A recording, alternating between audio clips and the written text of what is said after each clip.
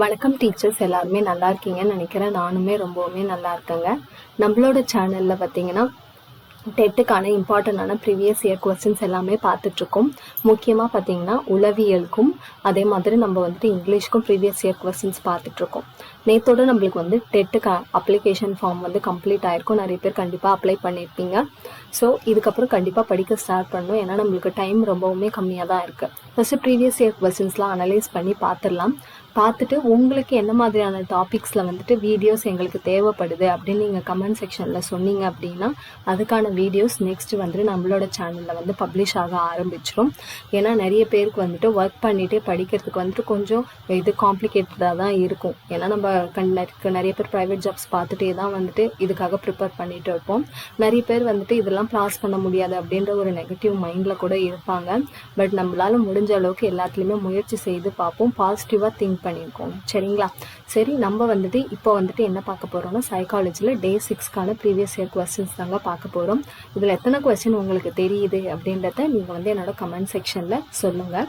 So மேலும் என்ன மாதிரியான டாபிக்ஸ் வேணும் அப்படின்றதையும் சொல்லுங்கள். நம்மளோட சேனல் பிடிச்சிருந்தா சப்ஸ்கிரைப் பண்ணிக்கோங்க, லைக் பண்ணிக்கோங்க. வாங்க வீடியோக்குள்ளே போகலாம். ஃபர்ஸ்ட் கொஸ்டின் என்ன கொடுத்துருக்காங்கன்னு பாருங்கள். Special personal habits and interest are தனிச்செறியுடைய தனிப்பட்ட பழக்கம் மற்றும் செல்வாக்கு என்பது என்ன அப்படின்னு சொல்லிட்டு கேட்குறாங்க. அதுக்கான ஆன்சர் என்னன்னு பார்த்தீங்கன்னா டேலண்ட், ஸ்கில்ஸ் இல்லைன்னா ஹாபீஸ் அப்படின்னு சொல்லிட்டு சொல்லுவாங்க. அதாவது நம்மளுக்கு பிடிச்ச விஷயம்லாம் நம்ம பண்ணுறோம் இல்லையா, அதுதான் நம்ம ஹாபீஸ்ன்னு சொல்லுவோம். நம்மளுக்குன்னு ஒரு இன்ட்ரெஸ்ட் இருக்கும். சில பேருக்கு படிக்கிறதுக்கு இன்ட்ரெஸ்ட் இருக்கும், சில பேருக்கு விளையாடுறதுல இன்ட்ரெஸ்ட் இருக்கும். அதுதான் என்னன்னு சொல்கிறாங்கன்னா டேலண்ட் இல்லைனா ஸ்கில்ஸ் இல்லைனா ஹாபீஸ். அதாவது மனத்திறன், செயல்திறன் இல்லைனா விருப்ப வேலை அப்படின்னு சொல்லிட்டு சொல்கிறாங்கங்க. அடுத்து பார்க்கலாங்களா? செகண்ட் கொஸ்டின் பாருங்க. The process of bringing internal as well as external bodily changes is called as dash development அப்படின்னு கேட்குறாங்க. உட்புற மற்றும் வெளிப்புற உடல் மாற்றங்கள் ஏற்படுவது டேஷ் வளர்ச்சி என அழைக்கப்படுகிறது. உட்புற மற்றும் வெளிப்புற உடல் மாற்றங்கள் அதை நம்ம என்னன்னு சொல்கிறோம் அப்படின்னு பார்த்தீங்கன்னா ஃபிசிக்கல் டெவலப்மெண்ட், உடல் வளர்ச்சி அப்படின்னு சொல்லிட்டு சொல்கிறோம் இல்லையா. இப்போ வயது வேற ஏற நம்மளுடைய ஃபிசிக்கல் வளர ஆரம்பிக்கும், நம்ம உடல் வளர ஆரம்பிக்கும். அதை தான் அங்கே சொல்கிறாங்க. உட்புற மற்றும் வெளிப்புற உடல் மாற்றங்கள் ஏற்படுவதை உடல் வளர்ச்சி என்கிறோம் அப்படின்னு சொல்லிட்டு நம்மளுக்கு சொல்கிறாங்க. மூணாவது கொஸ்டின் பார்க்கலாங்களா? The chief techniques of motivation, ஊக்குவித்தலின் முக்கிய உத்தி என்று அழைக்கப்படுவது எதுன்னு கேட்குறாங்க. நீங்கள் ஒருத்தவங்களை மோட்டிவேட் பண்ணணும் அப்படின்னா அதுக்கான முக்கியமான விஷயங்கள் டெக்னிக் என்ன அப்படின்னு சொல்லிட்டு நம்மளுக்கு கேட்குறாங்க. டெக்னிக் என்ன அப்படின்னு பார்த்தீங்கன்னா அட்டென்ஷன் அண்ட் இன்ட்ரெஸ்ட், கவனம் மற்றும் விருப்பம் அப்படின்னு சொல்லிட்டு சொல்கிறாங்க. ஒரு விஷயத்தில் அவங்கள நீங்கள் கவனத்தோடு ஈர்த்துட்டு வந்தால் மட்டும்தானே அதில் அவங்க இன்ட்ரெஸ்ட் ஆகி நம்ம பார்ப்பாங்க. அதுதான் அங்கே சொல்கிறாங்க. நாலாவது கொஸ்டின் பாருங்கள். Educational psychology is that branch of psychology which deals with teaching and learning set by. கல்வி உளவியல் என்பது கற்பித்தல் கற்றலுக்கான தொடர்பை வழங்கும் ஒரு வகை உளவியல் என கூறியவர் யார் அப்படின்னு சொல்லிட்டு கேட்குறாங்க. யார் அப்படின்னு பார்த்தீங்கன்னா ஸ்கின்னர். ஓகேங்களா? ஸ்கின்னர் தான் என்ன சொல்லியிருக்காரு, கல்வியல் உளவியல் என்பது கற்பித்தல் கற்றலுக்கான தொடர்பை வழங்கும் ஒரு வகை உளவியல் அப்படின்னு சொல்லிட்டு சொல்லியிருக்காரு. ஐந்தாவது question. An error in perception which has no basis in real sensory stimulus is called.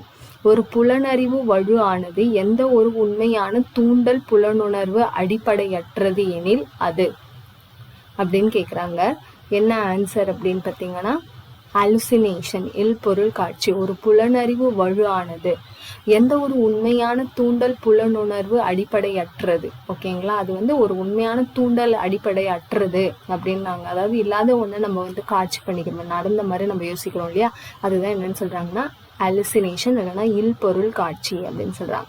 Next, 2 factor theory is advocated by.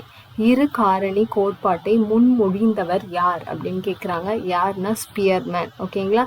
2 காரணி 2 factor theory is advocated by Spearman.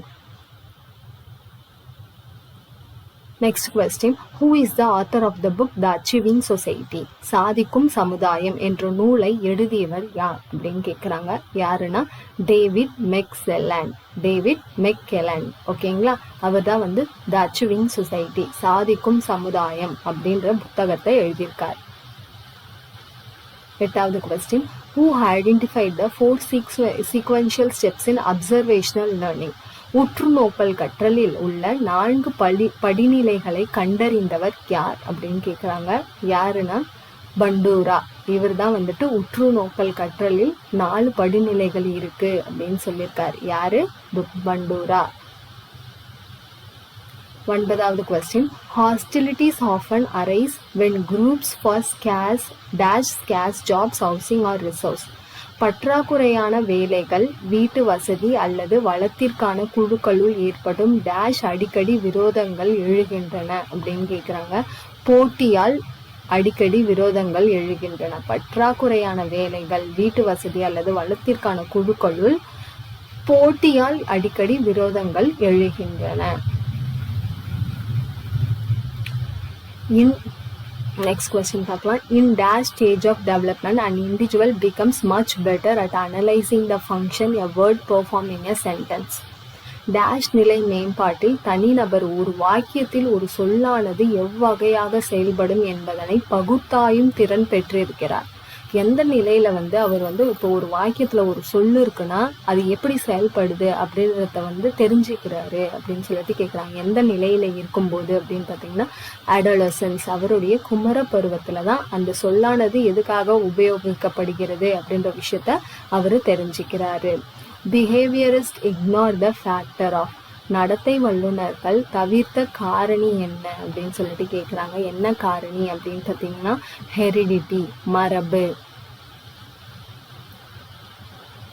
12th. According to Freud, the moral development of a child is completed by age. Freud கண்டிப்பா ஒரு question நம்மளுக்கு previous year கொஸ்டின்ஸ்ல எல்லாத்துலயுமே வந்துடுதுங்க. Freud என்பவரின் கூற்றுப்படி ஒரு குழந்தையின் ஒழுக்க மேம்பாடு இந்த வயதில் முடிவடைகிறது. எந்த வயதுல அவன் ஒழுக்க மேம்பாடுல முடிவடைஞ்சிடறான், அதான் ஒழுக்கம் கரெக்டா வந்துருது அப்படின்னு கேக்குறாங்க. எந்த வயசுல அப்படின்னு பாத்தீங்கன்னா அவனுடைய 6 வயதில்.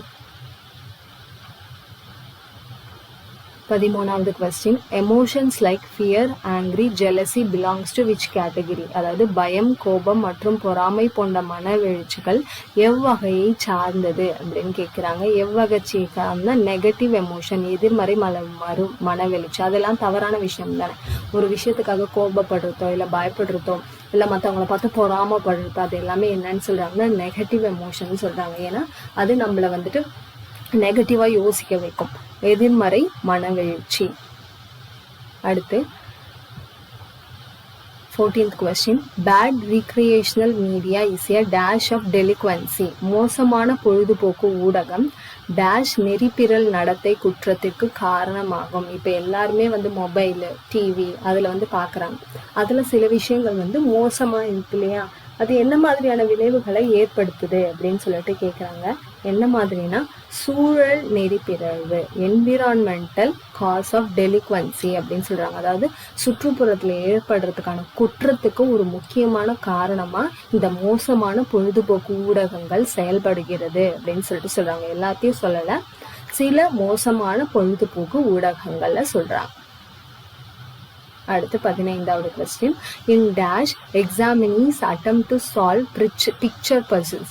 தேர்வுக்கு உட்படுபவர் மூலம் முயற்சி செய்து படப்புதிருக்கு தீர்வு காண்பர். எப்படி இப்ப இந்த மேக்ஸ்ல நம்மளுக்கு ஒரு 4 இமேஜஸ் கொடுத்துட்டு இதுல எது டிஃப்ரெண்டா இருக்கு அந்த மாதிரிலாம் நமக்கு கொஸ்டின்ஸ் கேட்பாங்க இல்லையா, அது எதை சார்ந்தது அப்படின்னு கேட்குறாங்க. என்னன்னா ஆப்ஜெக்ட் அசம்பிளி, பொருட்களை திரட்டுதல். அந்த 4 விஷயத்திலும் இருக்கிற பொருட்களை பார்த்து இது எங்க இருக்கு, அடுத்தது எப்படி வரும் அப்படின்றத சொல்றோம் இல்லையா, அதுதான் ஆப்ஜெக்ட் அசம்பிளி, பொருட்களை திரட்டுதல்.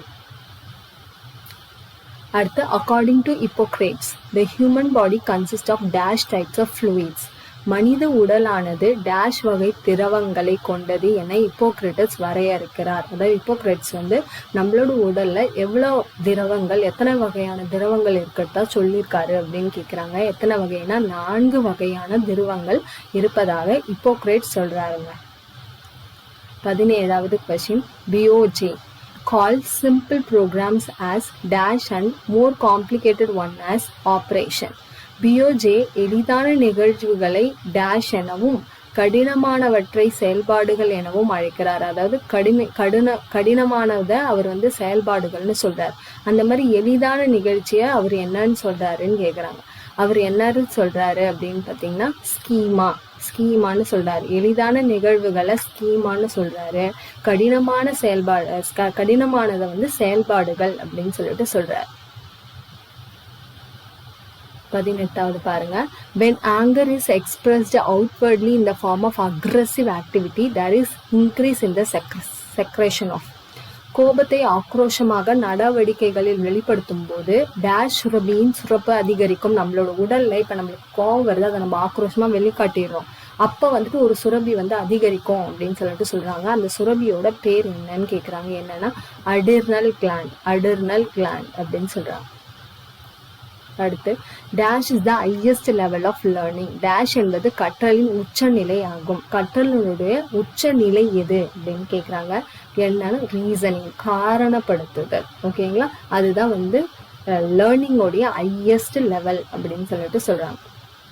Next, psychology is the scientific study of activities of individual in relation to its environment. தனிநபருடைய சூழலுக்கான உறவில் தனிநபருடைய செயல்களை அறிவியல் பூர்வமாக படிப்பதே உளவியல் ஆகும் என கூறியவர் யார்? அதாவது தனிநபருடைய சூழலுக்கான உறவில் தனிநபருடைய செயல்களை அறிவியல் பூர்வமாக படிப்பதே உளவியல் அப்படின்னு யார் சொல்லியிருக்காங்கன்னு பார்த்தீங்கன்னா உட்வர்த் அண்ட் மார்க்வீஸ், இவங்க தான் வந்து சொல்லியிருக்காங்க.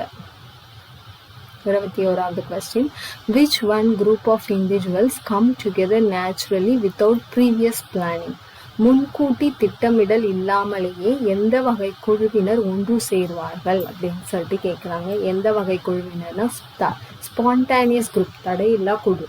இப்போ நம்ம ஃப்ரெண்ட்ஸ் எல்லாம் வெளியே போகிறோன்னா முன்கூட்டியே திட்டமிட்டு கூட செய்வோம். சில டைம் வந்து எந்தவித திட்டமே இல்லாமல் திடீர்னு கால் பண்ணி வரியா மச்சான் அப்படிங்கிறதுன்னு எல்லாரும் ஒன்றா வந்துருவாங்களே, அதுதான் என்னன்னு சொல்கிறாங்க, தடையில்லா குழு, ஸ்பான்டேனியஸ் குரூப் அப்படின்னு சொல்கிறாங்க.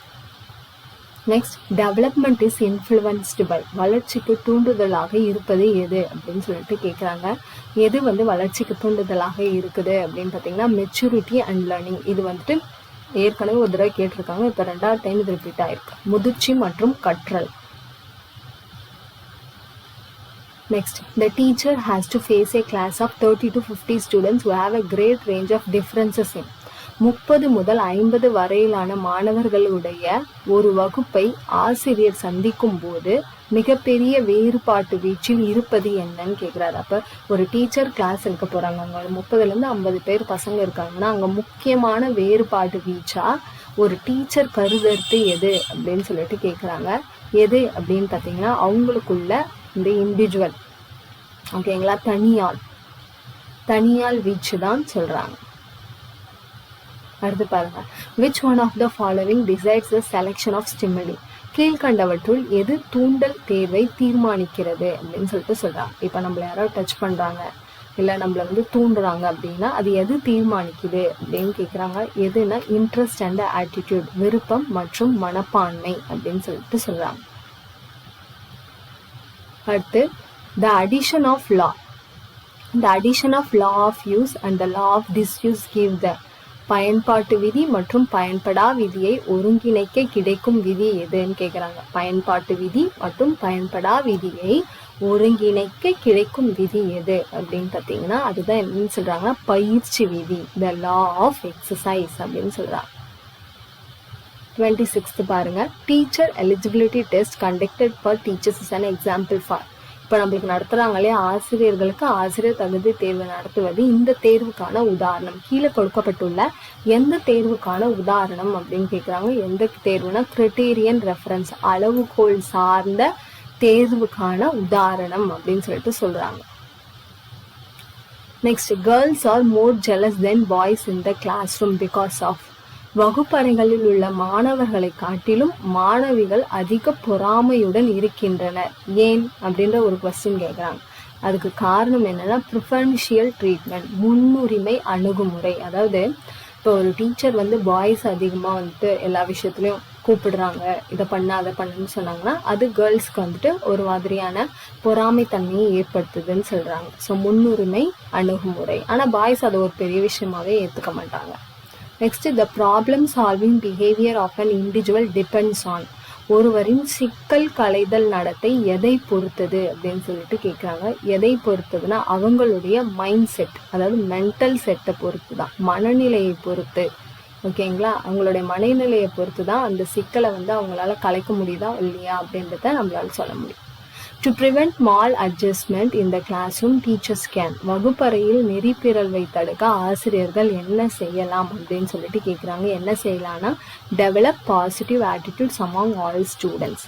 எல்லா மாணவர்களிடமும் நேர்மறை மனப்பான்மையை வளர்த்தால்தான் வகுப்பறையில் நெறிப்பிறழ்வை தடுக்க முடியும் அப்படின்னு சொல்லிட்டு சொல்கிறாங்க. Next, choleric personalities are. சிடுமுகம் ஆளுமை உடையவர்கள் அப்படின்னு கேட்குறாங்க. இப்போ நிறைய டீச்சர்ஸ் வந்து இப்போ எப்போ பார்த்தாலும் கோபமாக இருக்கிற மாதிரியே இருக்கும். ஸோ அந்த மாதிரி இல்லைன்னா நார்மலாக ஒரு பர்சன் வந்து ஒரு ஆளுமை தன்மையில் இருக்கிறவர் வந்து சிடுமுகமாக இருக்கிறாரு அப்படின்னா அவர் எப்படிப்பட்ட கேரக்டர்னு கேட்குறாங்க. Emotionally weak but bodily strong. மனவெழுச்சியில் பலவீனம் ஆனால் உடல் அளவில் பலம் உடையவர்கள், அப்படிப்பட்ட மனிதர்கள் அப்படின்னு சொல்லிட்டு சொல்கிறாங்க. ஸோ இந்த வீடியோவில் வந்துட்டு நம்ம ப்ரீவியஸ் இயர் கொஸ்டின்ஸ்க்கான சைக்காலஜி கொஸ்டின்ஸ் எல்லாமே பார்த்துருக்கோம். இது ரிலேட்டடாக ஏதாவது டவுட்ஸ் இருந்தாலும் இல்லை வேறு ஏதாவது டாபிக் உங்களுக்கு வந்துட்டு இம்பார்ட்டண்ட்டாக எங்களுக்கு வந்து தெரிஞ்சுக்கணும், நீங்கள் வந்து அதை நடத்துங்க அப்படின்னு சொன்னாலும் நான் கண்டிப்பாக உங்களுக்காக நடத்தி கொடுக்குறேன். நம்மளோட சேனல் பிடிச்சிருந்தா சப்ஸ்கிரைப் பண்ணிக்கோங்க, லைக் பண்ணிக்கோங்க. ஏன்னா நம்ம நியூவாக இப்போ தான் ஸ்டார்ட் பண்ணியிருக்கோன்றதுனால நிறைய பேருக்கு இன்னும் தெரியலை நம்மளுக்கு வந்து டெட்டுக்காக கொஸ்டின் பேப்பர்ஸ் போட்டுட்ருக்கோன்ட்டு. ஸோ நீங்கள் உங்கள் ஃப்ரெண்ட்ஸுக்கெல்லாம் ஷேர் பண்ணிங்கன்னா அது எனக்கு கொஞ்சம் மோட்டிவேஷனாக இருக்கும் இன்னும் நிறைய வீடியோஸ் போடுறதுக்கு. சரிங்களா? தேங்க்யூ ஃபார் வாட்சிங்.